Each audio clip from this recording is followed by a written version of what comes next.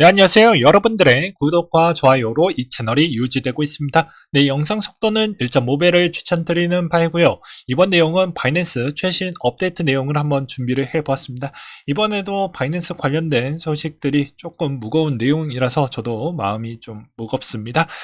그렇지만 이런 내용들을 좀 알고 있어야 그 다음에 어떠한 문제점이 발생을 한다고 해도 대응이 가능하겠죠. 일단 바이낸스는 계속 공격을 받고 있는 실정입니다.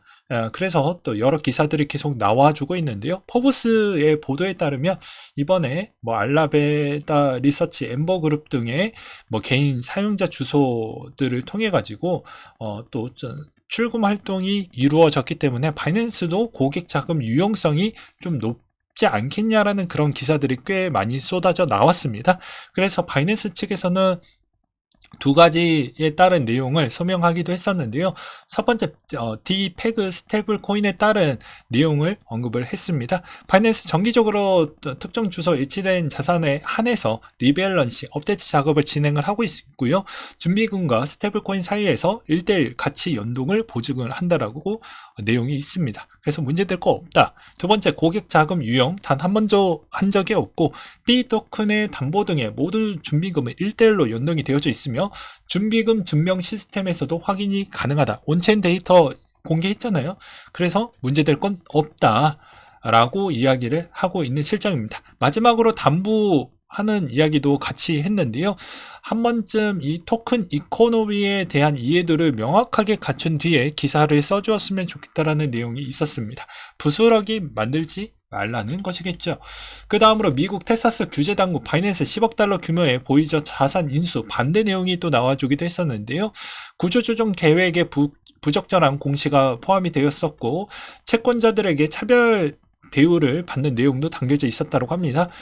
채권자들 구조조정 계획에 따라 채권의 51% 상환을 받을 수 있어야 되는데 바이낸스 US가 밝힌 정책에 따르면 이들은 채권의 약 26% 정도 회수가 가능할 것 같다라는 내용이 있어서 아무래도 이번에 이 시점으로 바이낸스가 보이저 디지털 자산 매입에 반대성이 더 높아질 수밖에 없는 상황에 좀 가까워졌다라고 볼 수가 있게 되겠습니다.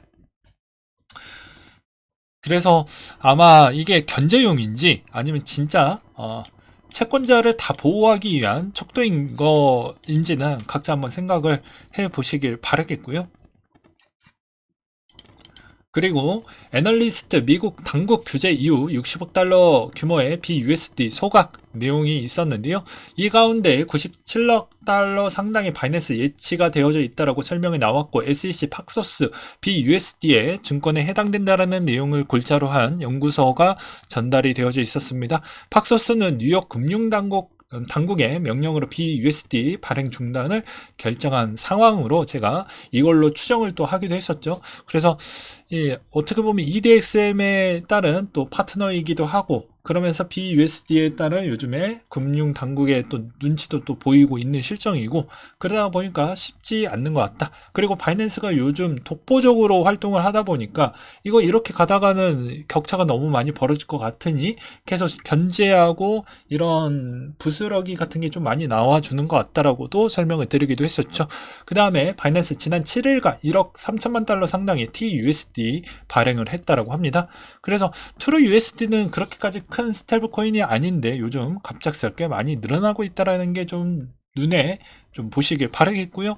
그리고 비트코인 NFT 오디널스도 민팅 수가 20만 개를 돌파를 했다고 하기 때문에 채굴자 입장에서는 이건 좋은 소식이라고 볼 수가 있겠죠. 그리고 루머 속의 바이낸스 붕괴 위험 정말 없을까? 뭐 로이터 통신이나 뭐 월 스트리트 저널에 따르면 바이낸스 재무 건전성 여전히 믿지 못할 것 같다라는 이야기가 작년 달부터 계속 나와주고 있는데 이번에도 계속 연달아 나와주고 있다는 게 계속 괴롭히려고 하는 것 같다라는 생각도 많이 갖고 있는 것 같습니다. 그래서 작년 내용을 간략하게 정리를 해본다라고 하면 아시잖아요. 준비금 증명 부분에 따른 신뢰도가 아직도 낮다. 온체인표 지표로 다 공개를 해도 이거 신뢰하지 않는다. 우리는 서류와 검토를 좀 명확하게 해줄 수 있는 투명 회계 법인을 또 주장을 했지만 그 회계 법인에서 여기서 또 자기 입장이 좀 난처해지고 공격의 대상이 될 수 있을까봐 이제 파트너 관계를 끊어버렸죠. 그래서 이걸로 인해서 그때 당시 기준으로 아마 급락이 또 나와주기도 했었는데, 앞으로 이제 회계법인 감사 시즌이 또 도래해 왔었을 때 과연 바이낸스가 어떤 형태로 또 방어를 해낼 수 있을지도 앞으로 관건이 될 것 같습니다. 그래서 월스트리트 저널은 바이낸스 블랙박스와 같다라고 계속 공격을 하고 있는 실정입니다. 이거 베일에 쌓여져 있는 게 너무 많이 있기 때문에 이걸 좀 다 확인을 했으면 좋겠다라고 하지만, 이거는 바이낸스 입장도 좀 이해가 저는 되거든요. 사업 부분에 있는 거 모든 패를 까면 사업에도 영업에 있는 기밀이 있고 내 영업에 있었을 때 회사를 보존하기 위해서 그런 부분이 있잖아요. 그런 거는 어느 정도는 보호가 필요하다고 생각을 하는데 자꾸 의구심만 키우고 있기 때문에 이런 점이 좀 문제가 되어가고 있다고 합니다. 그리고 또 자체 또 바이낸스 코인 BNB 부분도 발행하고 유통 같이 하고 있어서 이것도 지적을 당할 수밖에 없어요. 왜냐하면 자본시장법상 발행과 유통을 같이 하는 건 별로 좋아하지 않습니다. 언제든지 내가 조작을 할 수가 있다라고 생각이 들기 때문이겠죠, 아무래도. 그래서 이거는 쉽지는 않고 계속 나올 수밖에 없고 계속 불거질 수밖에 없다라고 보시면 될 것 같습니다. 그래서 바이낸스에 있는 지금 상황은, 저는 그냥 저만의 개인적인 생각은 견제하려고 하는 대상자가 너무 많다. 일단 스테이블 코인들도 PUSD가 너무 성장을 하는 것도 좀 눈에 밟히고, 그렇다고 해서 또 기존에 있었던 거래소가 이제 조만간에 준비를 한다라고 하는데 좀 더 시간이 필요하니까 계속 견제용 기사들이 계속 또 나와주고 있고, 그래서 바이낸스 어려운 길을 계속 가고 있지만 바이낸스도 바이낸스 나름대로 계속 방어전을 해야 되겠죠. 왜냐, 어차피 기존에 있었던 뽀글이 형과 바이낸스 형이 한번 싸웠던 부분도, 물론 개인적인 생각이지만 서로에 있는 그런 보이지 않는, 건들지 말아야 되는 인격적인 모독이 약간씩 와면서 그게 확장이 돼서 우리한테도 피해가 왔다라고 저는 그렇게 시발점을 뽑고 있는데요. 이번에도 그 후폭풍을 다 감내할 수 있는 바이낸스도 충분히 해야 되겠죠. 왜냐하면 FTX가 좀 도와달라고 했지만 그 시점에 우리가 이 정도 규모까지는 못 도와줄 것 같다라고 이야기를 하면서 선을 내치면서 지금 파장이 확산이 됐기 때문에 아무래도 이제 거기에서 보이지 않는 또 후폭풍에 따른 반대 세력의 공격은 뭐 계속 올 수밖에 없다라고 생각이 들어요. 네. 아무튼 저는 그런 생각이 들기도 했었고요. 각자 한번 생각을 해보시기 바라겠습니다. 저만의 생각이니까. 그리고 네오핀 폴리곤 디파이 상품을 출시했다고 하는데요. 이런 내용을 보실 때도 포인트를 잘 보셔야 됩니다. 만약에 내가 이런 코인을 들고 있다라고 하면 무엇에 브릿지가 많이 되어져 있는지, 그리고 이쪽에 있는 브릿지에 있는 애들이 그만큼 풀이 상당히 좀 유지가 잘 되어져 있고 크는지, 그 다음에 여기서도 스테이킹도 다채롭게 진행을 하는 그런 디파이 상품군을 지원할 계획을 갖고 있는지, 이게 중요한 겁니다. 그래야 확장이 되고 많이 쓰이고, 그리고 그만큼 풀로 인해서 더욱더 사용성이 좋아지기 때문이죠.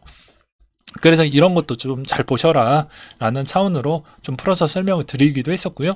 그 다음에 조선비주에서 코롱 명예회장이 바이낸스 손잡고 가상자산 설립 추진하겠다라고 이야기를 했는데, 저는 이용렬 대표 별로 믿지 않습니다. 개인적으로 저는 이제 주식쟁이니까 봤지만 코롱 생명과학 아마 생각 나시는 분들이 계세요. 그 전에 미리 대충 각이 딱 보이고 티슈진 이슈 터질까봐 그 전에 다 내려놓고 이제 그냥 손 털었죠. 네, 그래서 저분은 깜빵을 안 가셨죠. 이 정도만 이야기를 하도록 하겠습니다. 코인 방송이기 때문에. 그리고 DCG 작년 11억 달러 손실, 연말 기준 자산 53억 달러 정도가 된다고 합니다. 우리가 예측 가능한 부분이라고 전 생각이 들었고요. 이 정도는 어느 정도 선방했다라고 저는 생각을 합니다. 예. 그리고 보이죠? 알라메나 기상환금 대출금 4.45억 달러 반환 안 해도 된다라는 내용이 나와서 합의를 했으니까 크게 문제될 건 없고, 보이즈 디지털 입장에서도 나쁠 건 없고 우리한테도 나쁠 건 없어요. 반환할 필요가 없으니까는 나오는 물량도 없겠죠. 왜냐면 알라메다 쪽으로 간다라는 건 어차피 현금화 시키는 자금이기 때문에 우리한테는 별로 도움이 안 됩니다. 그리고 그레이스케일 CEO가 BTC 현물 ETF 전환 시 투자자 20억 달러 이익이 나올 것이다 라고 주장을 하고 있는데요. 그는 BTC ETF로 전환을 하게 되면 더 이상 프리미엄은 없을 것이다. 그리고 순 자산가치 회복되면서 나쁠 건 없다 라고 주장을 하고 있는데, 물론 이거는 상품이 오픈이 되어 봐야지 알 것 같습니다. 예. 그리고 또 어떻게 보면 프리미엄은 없을 수도 있겠죠. 왜냐하면 현물 거래니까. 뭐 그럴 수도 있을 거라고 생각을 합니다. 그리고 미국의 재무장관 암호화폐 강력 규제 중요하다. 미국 암호화폐 금지 안 했다. G20 재무장관 회의에서 나왔던 내용이고요. 우리는 규제 프레임워크만 마련을 하겠다 라고 했습니다. 그래서 올해까지 대부분 가상자산 등록 부분 거의 다 진행이 될 것으로 보여지고, 내년에 그 개인 지갑들이 거래소 들어오는 시점이 언제인지만 잘 체크를 하시면서 투자를 하시면 도움이 많이 될 것 같아요. 그 지갑이 거래소로 많이 들어오는 그 패턴 시점이 여러분들에게 가장 중요한 또 상승 구도로 갈 수 있는 가장 중요한 시그널의 하나라고 저는 보고 있는 실정입니다. 그리고 이더리움 비콘체인 스테이킹 물량 1700만 개를 돌파를 했다라고 하고요. 공급량은 14.36% 정도가 된다라고 합니다. 아비트럼은 온체인 계정 수가 300만 개 돌파했고요. 활성 유저 비율이 78.1% 정도가 된다라고 합니다.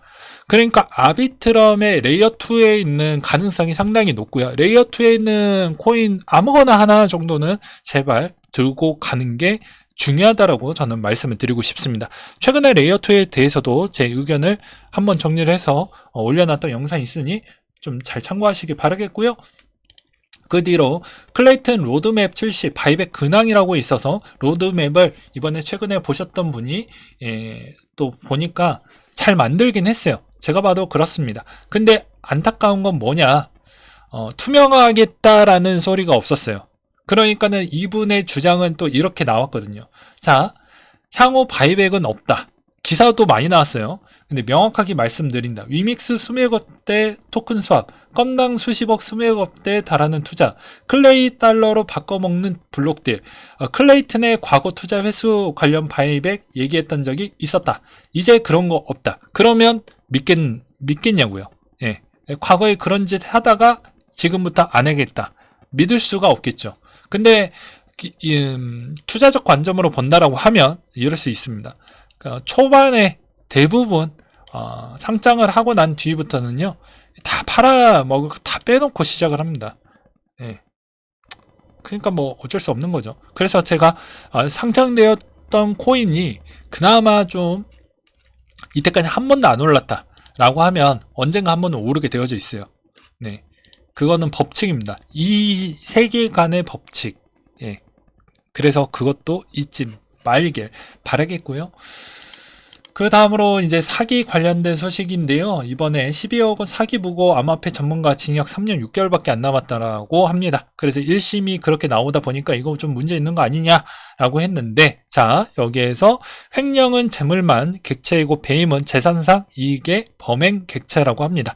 배임으로 기소가 됐다면 재산상의 이익으로 봐서 배임죄의 성립이 가능하는데, 판례에 따라서 BTC가 몰수될 수도 있고 빼돌리면 무죄라고 단정하기가 어려울 것 같다라고 그렇게 되어져 있다라고 합니다. 그래서 횡령과 배임에 따라서 좀 이게 보는 시각이 좀 달라질 수 있다라는 것과, 그 다음에 또 유로 리딩방 사기인이 가입하지 마세요.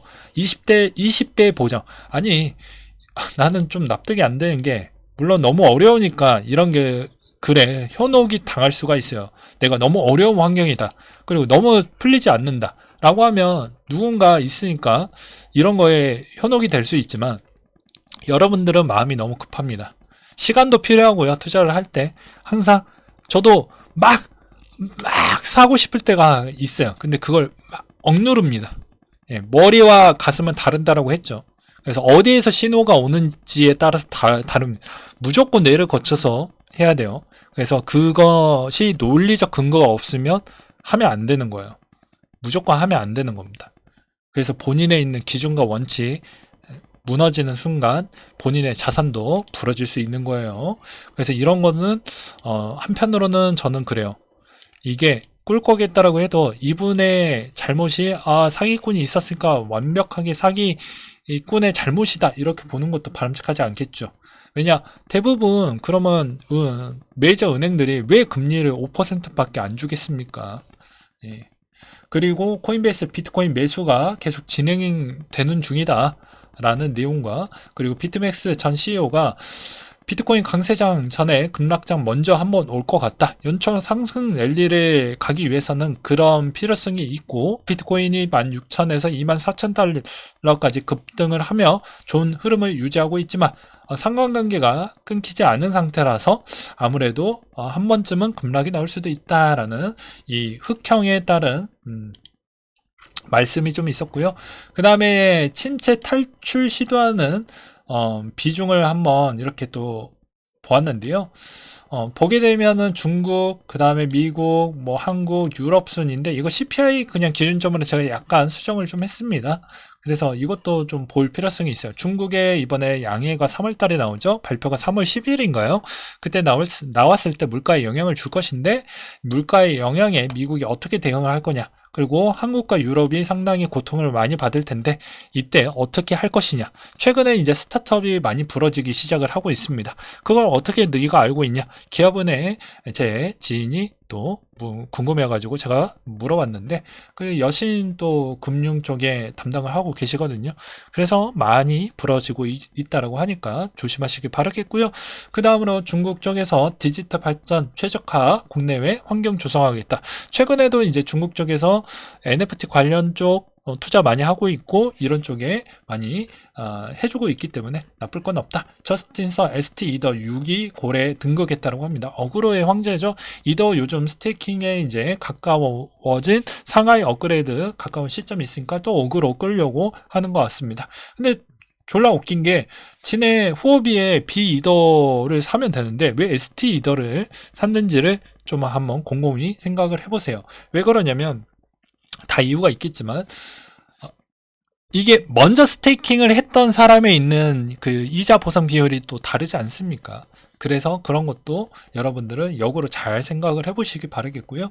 그 다음에 비트코인 해시레이트도 계속해서 유지를 해주고 있다라는 건 앞서서 요 내용 때문에 그런 것 같습니다. 여기 요 내용이죠. 예, 오디널스에 따른 인기도 때문에 약간의 고정비 부분의 부담률이 계속 낮아지고 있다라는 것과 엘살바도르 부켈레 대통령이 이번에 법정 통화 채택한 이유 라고 이야기를 했던 내용이 있었는데요. 자, 절대적 희소성이다. 그리고 이를 기반으로 전적으로 자본시장에 구축을 하고 GDP 10배까지 끌어올릴 수 있다.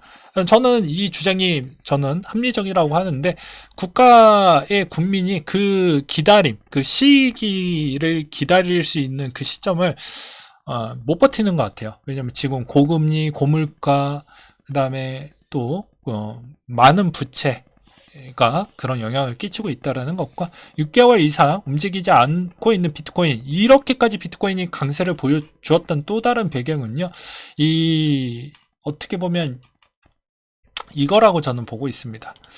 이 원달러 환율이 생각보다 그러니까 어떻게 보면 원화 가치가 많이 훼손이 됐다라는 게 달러가 강세니까 달러 스테이블코인 쪽에다가 내버려 두는 게 맞겠죠. 아니 한국이 이 정도 급이면 한국 밑에 있는 나라들에 있는 화폐는 굳이 볼 필요성이 없지 않습니까? 그러니까 스테이블코인이 갖고 있는 미국채나 미달러 부분이니까 당연히 이쪽에 나오려고 하는 자금에 있는 이탈률이 적어질 수밖에 없게 되는 것이고요. 그리고 여전히 비트코인에 있는 위치에서도 여전히 디파이가 생각보다 잘 방어를 해주고 있고 그리고 또 이더 부분에 있는 분위기도 나쁘지 않기 때문에 여전히 잘 방어가 되어가고 있다라고 생각을 하고 있는 실정입니다. 그리고 또 개인 제값으로 갔기 때문에 이 물량이 튼튼한 구도로 또 볼 수도 있는 것이죠. 그래서 복합적인 요소에 있는 시점에서 그렇게까지 많이 하락하기에는 좀 어렵다. 왜냐 믿을 만한 거래소에 있어야 그쪽으로 다시 집어넣고 이동을 해서 쓸 수가 있는데 지금은 바이낸스 빼놓고 믿을 수 있는 데가 별로 없다라는 것이겠죠. 그래서 저는 그렇게 해석을 해보기도 했었고요. 그 다음에 이제 주요 이슈 부분을 보게 되면 미국의 3월 3일 ISM 비제조업 지수 2월달치와 그 다음에 BOJ 통화정책회의 3월 10일 날 있습니다. 그리고 미국 소비자 물가지수 3월 14일 날 나온다고 하니까 이런 점도 잘 보시길 바라겠고요. 그 다음으로 디지털 자산 투자 상품에서는 190만 달러 순 유출이 나왔다고 하는데 비트코인 상품에서 1100달러 그리고 이더에서 20만 달러 유출이 됐다고 합니다. 숏의 비중으로 유입이 좀 많이 됐다고 해서 단기적인 이런 투자 상품은 숏에 따른 쪽으로 좀 베팅이 들어갔다라고 생각이 들기도 하네요. 아무튼 3월달 분위기 여전히 여러분들은 좀 힘들고 어렵고 고민이 많고 결정하기 어렵겠지만 그래도 본인의 자산을 잘 지켜낼 수 있을 만한 그런 힘을 키우려고 하면 본인에 있는 생각의 힘도 당연히 같이 키울 필요성이 있다라고 생각을 합니다. 3월은 반반 정도였기 때문에 여전히 아무래도 쉽진 않을 것 같고요. 그럼에도 불구하고도 이 반반에 있는 이 위치에서 비트코인에 있는 위치는 여전히 강력하게 받쳐주고 있는 건 면밀하게 지금에 있는 이 나스닥 지수를 뗄래야 뗄 수 없는 곡선과 또 동일시하게 받쳐줄 수 있는 모멘텀으로는 아무래도 이 강달러 현상이 같이 접목이 좀 되었다라고 보는 실정입니다. 그래서 여기에서 조금만 더 조정이 나온다고 해도 여기서 어느 정도 조정선이 나왔을 때 계속해서 매집하는 형태가 가장 이상적이지 않을까 싶어요. 그래서 여러분들이 어려워요, 힘들어요, 못 견디겠어요 하지만 항상 이럴 때 보면 매번 구독자님들이 야, 너 언제 살 거냐, 언제 살 거냐고 자꾸 물어보지만 기다리면 언제든지 이렇게 눌린 부분이 나오게 됩니다. 그래서 조금만 더 기다려보는 형태에서 살짝만 더 눌려진다고 하면 그 눌려지는 그 시점에서 좀 더 비중을 실어가는 형태를 가져보는 걸 추천을 드리면서 이상으로 마치도록 해보도록 하겠습니다.